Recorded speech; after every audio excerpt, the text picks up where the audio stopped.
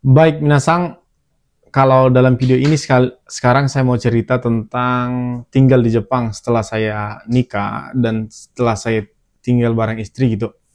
Nah, sebelumnya saya mau cerita dulu, sebelum saya tinggal bareng istri gitu, waktu saya masih single, itu tinggal di apartemen share gitu.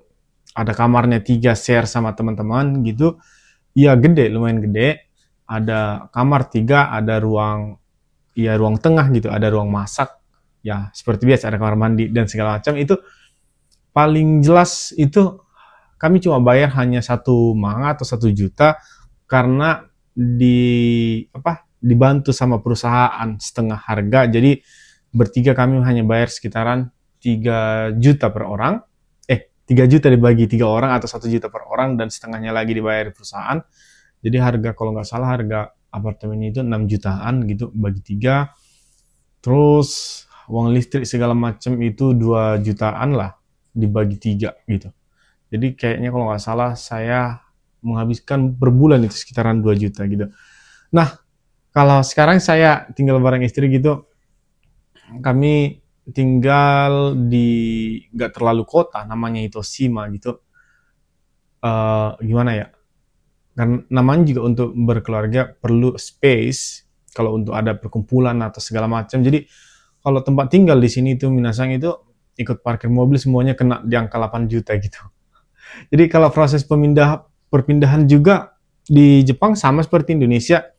Pertama kita harus melapor dulu ke Siakuso gitu, kita mau pindah, kita bilang mau pindah, terus pindahnya kapan dikasih tahu, terus kita jauh-jauh hari sudah bisa nyari-nyari rumah dulu di Fudosang, namanya Fudosang itu kayak agensi untuk mencarikan rumah gitu. Jadi di Jepang itu Nasang itu banyak agen-agen juga untuk nyari rumah, banyak agen-agen.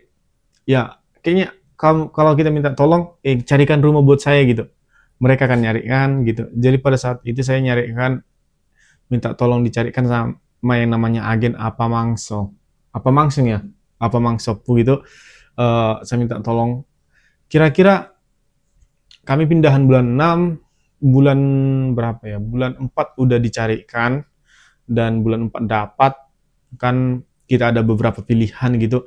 Nah, di Jepang Jepang itu orang-orangnya baik, tetapi ada juga orang-orang yang gak menerima orang asing gitu. Gitu, ada juga.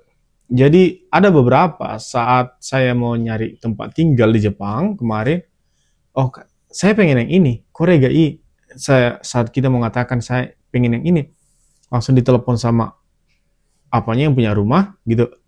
Ada beberapa sebelum kita masuk ke yang lebih detail tentang bagaimana cara untuk menyewa rumahnya, ada yang paling spesifiknya, yaitu ini orang asing diterima atau enggak gitu. Jadi ada beberapa tempat tinggal yang nggak menerima orang asing ternyata gitu.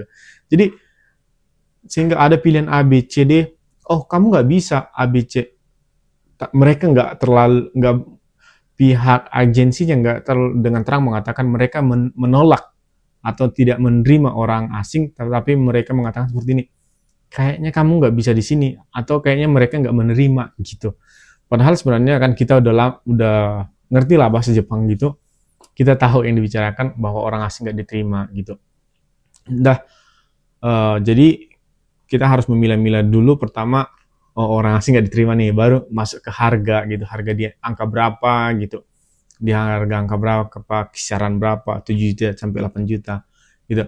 Kalau kira-kira kalau di daerah sini itu harga-harga rumah yang kayak untuk 2 kamar, untuk ruang tamu, dapur, dan biasalah ada tempat di kamar mandi, terus toilet itu di angka 7 sampai 7 8 mangan ya.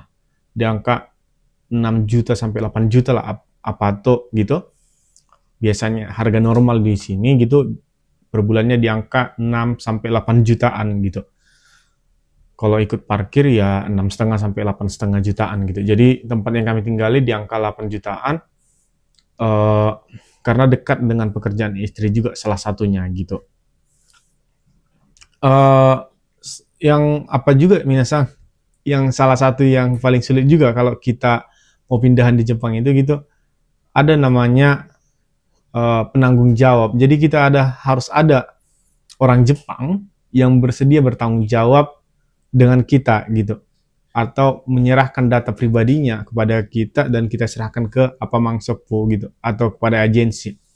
Atau pilihan yang lain ada juga namanya yang nggak perlu menggunakan itu, tetapi ada yang harus menggunakan renraku atau nomor telepon darurat orang Jepang yang mau dihubungi dalam keadaan darurat gitu. Dalam pindahan sih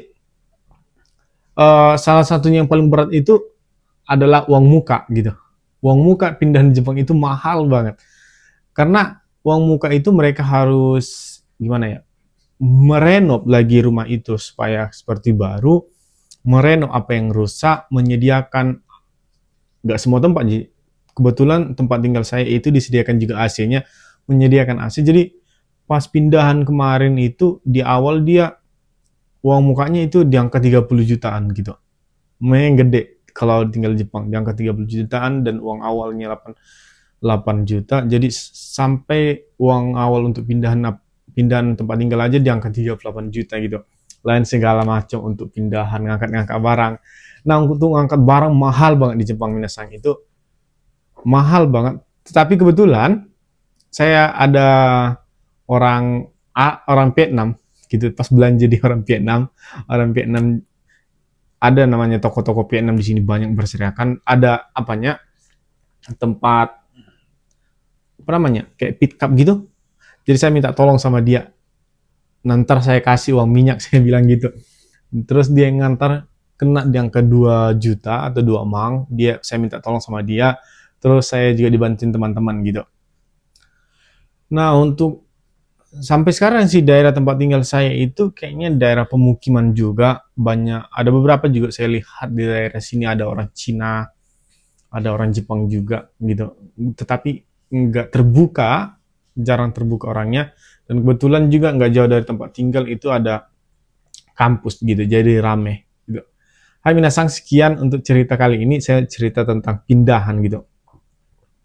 Kalau teman-teman ada pengen cerita yang saya ceritakan sesuatu, tulis di kolom komentar. Apapun itu saya akan coba cerita. Dan terima kasih.